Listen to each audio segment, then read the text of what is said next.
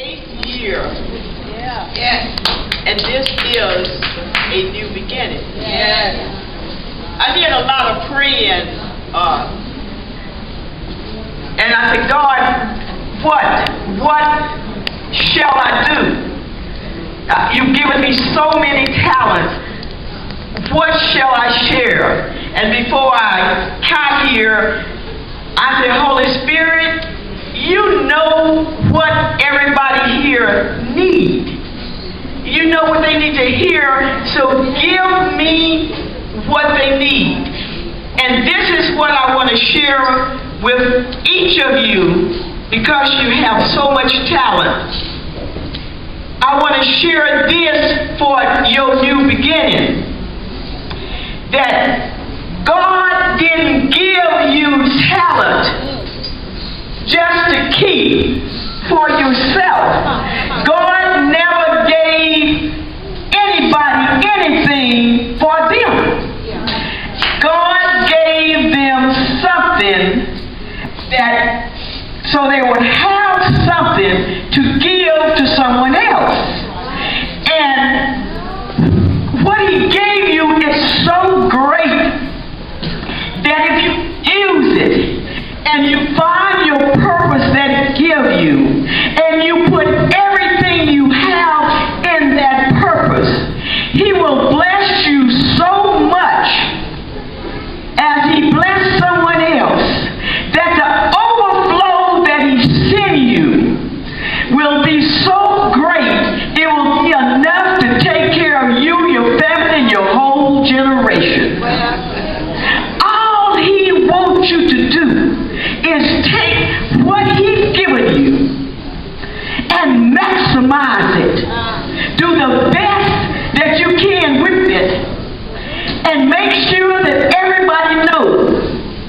And then He will take that thing and give it to the other person. But your overflow will never stop. And that's the message that the Holy Spirit gave me to give you. One other little thing is that we have a black president of the United States that's doing and struggling and doing the best he can. And he's doing well.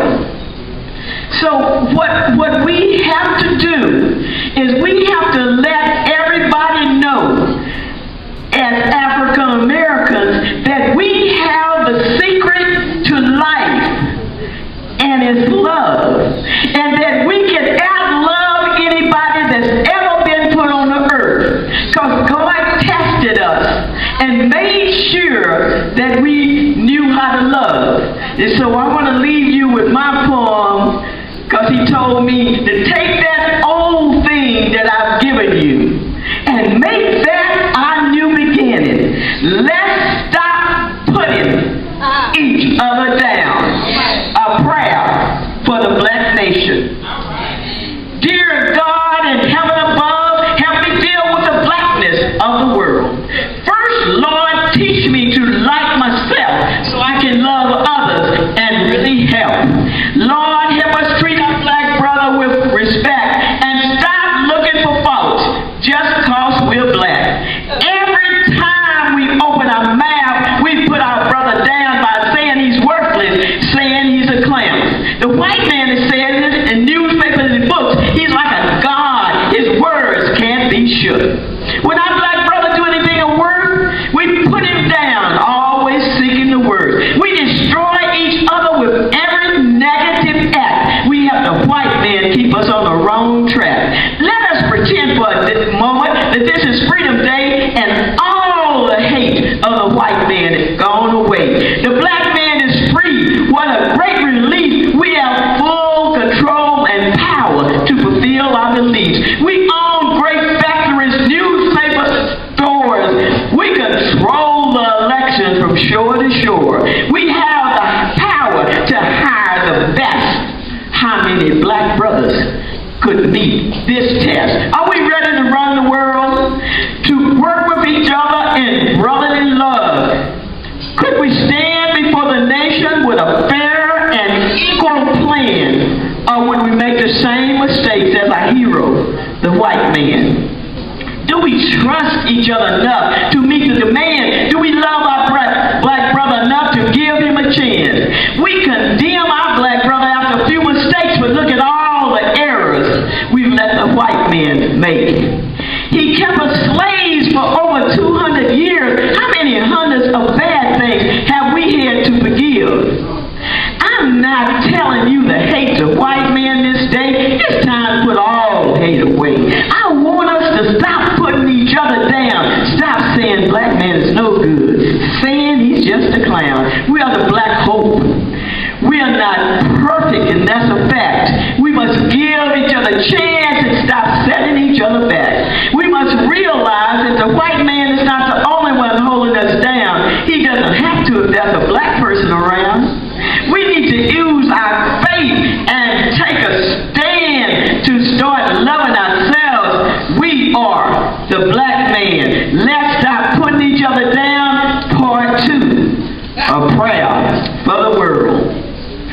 I ask my God for a prayer to be found to help my black brothers and sisters to stop putting each other down. Now I'm on my knees asking God to help me understand how can we start to accept the many differences of every woman and man. I cut my television on and it shows the many faces of pain. It shows self-righteousness, intolerance, and the search for someone to blame. Now I'm on my knees asking God to help me understand what caused the white race to believe that they're better than any other man. God is the only judge. Man needs to get back in his place. God is the leader of the whole human race.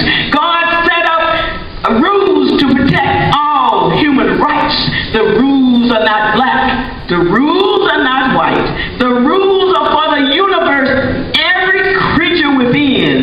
The rules are against mistreatment, hate, anger, and sin. The rules have no sex, no race, color, or creed. The rules are global and what everybody should heed. God, help us look in our inner mirror when we start to inflict pain. Help us to understand our basic needs are the same. We all want love and respect from one another. We want understanding and acceptance from our sisters and our brothers. As long as we continue to put the other person down, our human rights will not be found. Judge not, said the Lord, stay heavenly bound. Let's stop putting each other down.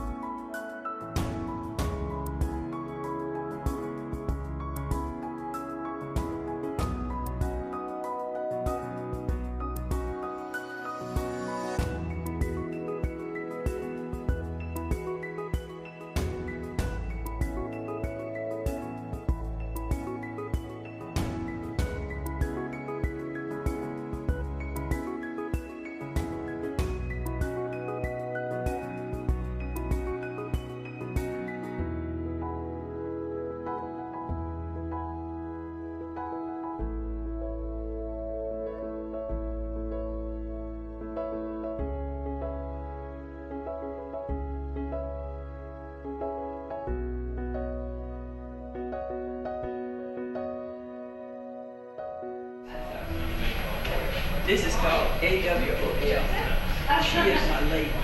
Called up.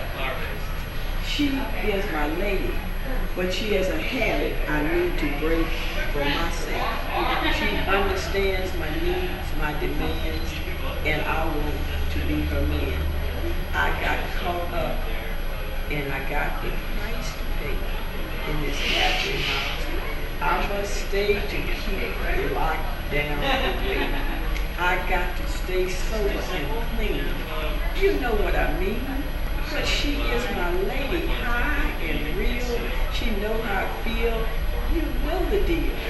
Loving her might be wrong, but I don't want to be alone. And my lady wants me. Man, she is my lady. This is why many men start using drugs.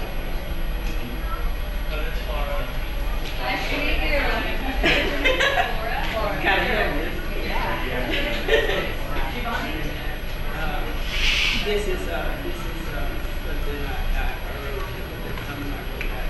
It's called Put It Up With It. Today I had to put up with it. My life is out of my control.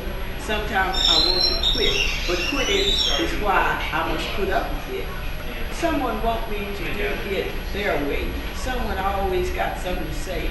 I want this monkey off my back. It's time for me to get on the right track. What's the solution? How can I win? I must work this program the best I can. I must follow these rules and get my life back. It's not about others, but the way I act. To get my life back, I must never quit. Therefore, I must put up with it. You must be willing to work. Come up with the people and have them come back and say, hey, come back, I'm here. And you know, the guys do that. When I meet them and that, it's just like, I know you the lady from or you are. No, you're still here. Were you here? Yes, it's right on First Street. I was at Push Up. I worked there for a while. And then I was at another house, another business up to me. And it was like, I worked the night shift from like up to me, so 6 to 5 to 8 or 9 on the night shift. And then Push Up usually about there. And it was like, it was so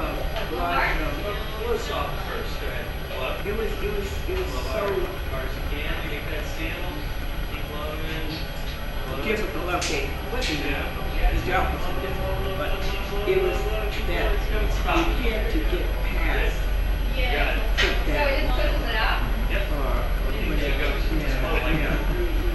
It's a grandma listen, but lifting you up, not putting you down. And you get to see the guys, rise to them. Because a mistake is not you.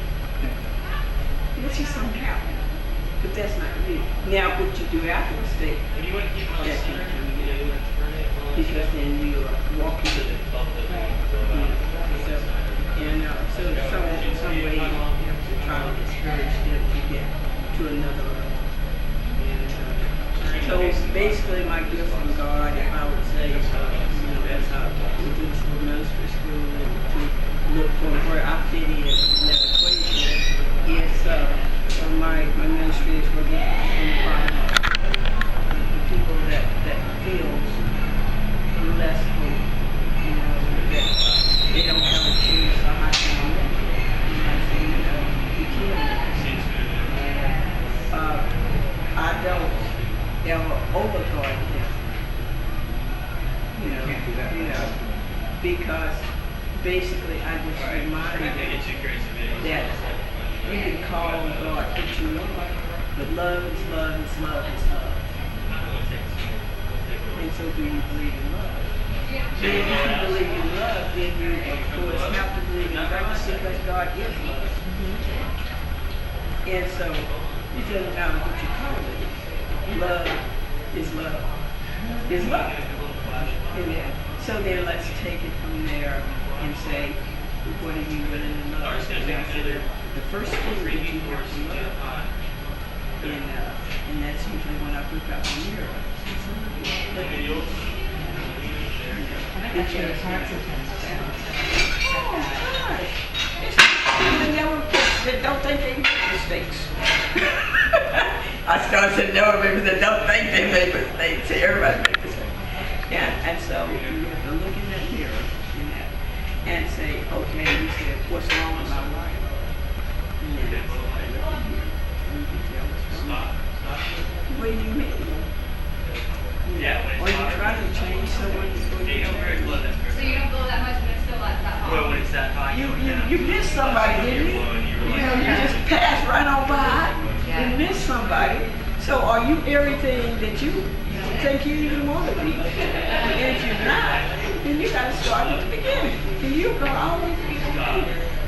Now, if you're the beginning for you, and she's the beginning for her, now you have a pathway that you can come together.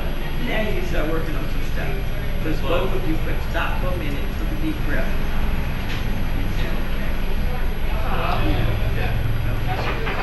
And then now you got kids. You have some great story. So when I'm talking to them and working with them on their relationship, I always bring that to them.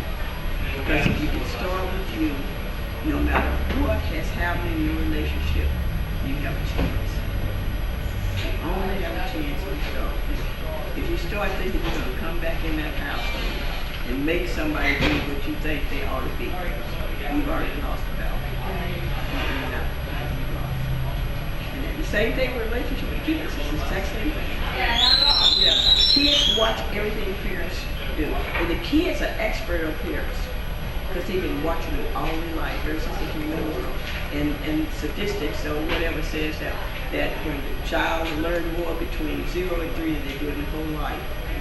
So what did they see you doing between 0 and 3 that's in that computer? And you thought they weren't looking at it.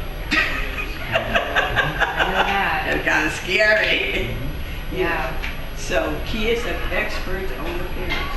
And so they're ready for you to tell them all this self-righteous stuff that you believe. And they've seen every single thing that you ever do. Parents don't even think about the fact that the kids listen to them every time you make love. Kids are nosy. Nosy, Rosie. You think they're in bed? Yeah, man, sometimes they're laying out in front of the bed. Kids are nosy. And go tell their little friend. I was just moaning and groaning in there. I thought Dad was hurting her. Kids, look, I'm out here doing lectures, right? Talking to school, I'm talking to kids. You know, I think Layla said kids that are doing this thing. No, I'm out here doing a Black History lecture. My son and I are doing that now.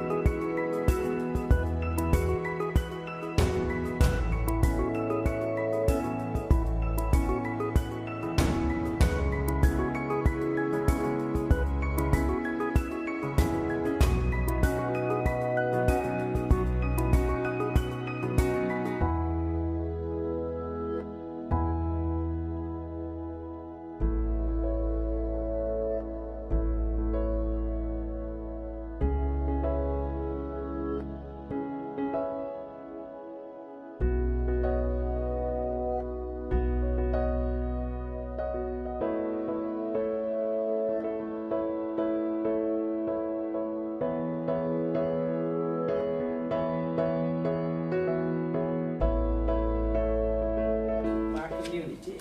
And basically, that is pretty much where you are. All this area back here was owned by a black man called A.K. Black. And he established this. My school was right down the street in Middle across from the highway. And the orphanage that was in St. John's was here.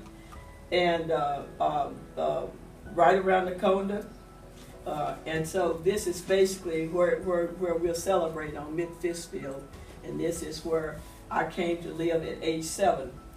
And this poem is called St. John's.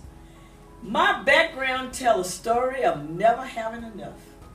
Sitting on my porch, I wonder why this area headed so tough. Urban renewal sold us a dream of owning our own land. By purchasing property, we could become our own man. Happily moving from the country, no more picking cotton and such. But moving was just the beginning. We still headed rough. Our property had no restrictions like that of the white man. So we had no water or electricity and no money to take a stand. I asked my grandfather once why nigger was my name, and he would gently say, daughter, ignorance is to blame. Some people think they better coming from a different place, and some people think they better coming from a different race. We are all God's children in this land of the free. With faith, patience, and kindness, things will be what they should be. Changes have been made, and my grandfather has gone away. The city brought forth water, and light made darkness like day. They paved all the streets, and me and many schoolmates left town. Taxes took many houses, and buildings broke new ground. White and black stopped fighting long enough to mix the schools.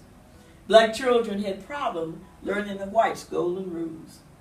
30 years has passed, and St. John's is the place where I've decided to share my talent, making this my home base, St. John's. And I'm want to introduce you to my grandparents in the porch. I bet a lot of us remember that porch. This is something about those southern days. That was always a porch. The porch brings memories of my grandfather and me. All the wisdom of the ages, he gently helped me see. I wanted to know everything. My mind wandered far and wide. He would tell me over and over, God can make you wise. He said, pray for understanding and courage to make a day. Pray for strength and wisdom, and God will soothe the way. Remembered my grandmother as I followed her through the house, and marveled at her know-how as I gently brushed her hair. She would tell me all the secrets that little girls want to know. She knew who was sleeping together and who was beginning to show. We looked at the soap operas, and with a twinkle in her eye, she would tell me all the tricks she pulled when she was just a child. We sat on that porch when my childhood was careless and free, and talked about the future as I wondered what I would be. And I'm going to end that right quick in a little thing I call bonehead. My dad thinks he's a bonehead with nothing to tell the world. But he left for God some followers to forever carry the word. A bonehead, says he? Well, maybe. He left trails of regret, causing pain for all to see. A bonehead, says he? Well, maybe. There must be a better description of a man past 70 to tell of gifts of living for all his generations to see. Many, many years of surviving, over 30 in a central home. Children, grandchildren, and greats can return from places they roam. Dad and mom are still together. Doesn't matter the reasons why. Grown, we often visit this bonehead. Our beginning will never die. Bonehead, my dad. All right. Very good. Yes. I want to share with you a little thing I call Black history. Struggling through the pages of blackness, traveling unknown roads, finding fear, the dark rays fight to be heard. From this Black history from emerge. Singing the blues coming from hard times, living the blues from social oppression, finding joy from church and gospel, always believing that God watches us. Walking the pages, fighting our darkness, not having the pride without being taught. We're blinded with pride, we shouted with hope. The monkey's off our back, no more rope. A beautiful black pearl stand firm. The ebony remain with noted flame. The history now written about our lives. The black and white pages, tales of our lives. Black history.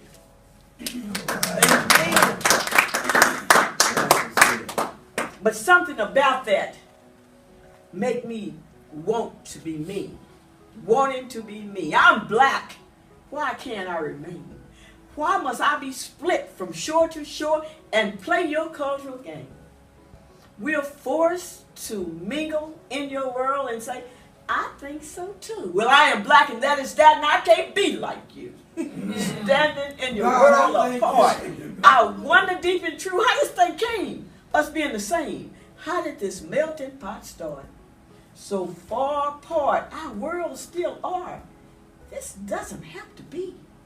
Because I can learn about your way. Why can't you learn of me, wanting to be me? And one of the, I hate Black History Month, everybody know that now. You know, I just think it's insulting for us to get 28 days out of a year to be black. And that bothers me. It just pisses me off every time I think about it. But what I want to do is I'm going to celebrate Black History Month. And so what I'm going to do is I'm going to just go right into a performance of A People Set Apart. And I'm going to introduce my family a little bit in poetry and my blackness and that. And so here I go. It's not going to take long. I'm going to start out with a little thing that I call Divided We Lose. A house divided against itself cannot stand. A body divided against itself cannot win. The African American is part white man. Most black families are not colored black. So you hating your likeness don't change the fact. So you hate the slavery from which you came. Hating your whiteness don't change anything. When you hate a part of yourself, you can't be free. And the whiteness within you will always be. Love your blackness and take a stand. But don't lower yourself by hating any man. Fight to make your blackness the power within. Fight to make, teach and train your children where their blackness began. Teach them to love themselves, but color them clear so they can see through the hate of our black and white fears. Divided, we all lose.